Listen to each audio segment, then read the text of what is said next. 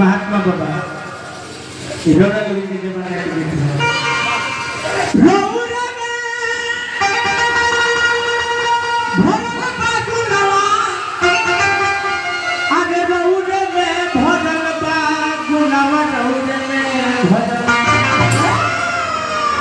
ये हनुमान जी सो भगवान रहुरे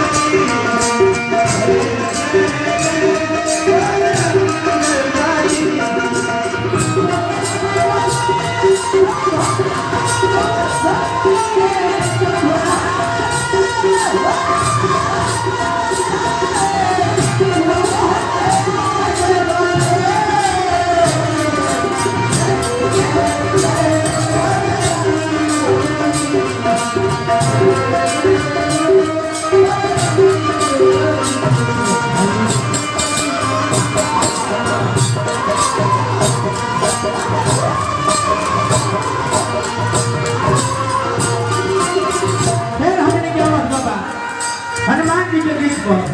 आशीर्वाद दिले बनी चरण में पड़ लगे है कि बना आशीर्वाद के काम ना रही यही में जवानी सर चलाते रहे हां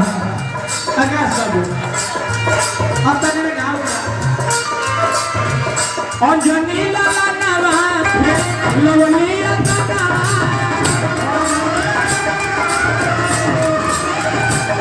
अंजनी लाला नाम लोनी अतना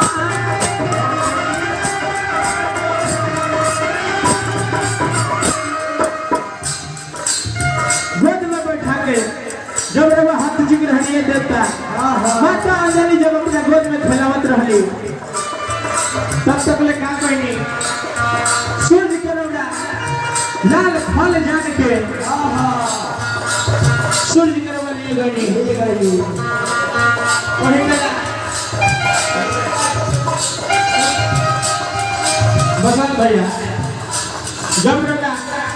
नील गई सूर्य भगवान के तब का भई ओ मेरा तुलसीदास जी ने लिखे का पढ़ल रूपम बाबा ओ मेरा तुलसी बाबा लिखा था कि बाल समय रवि भक्षलियो तब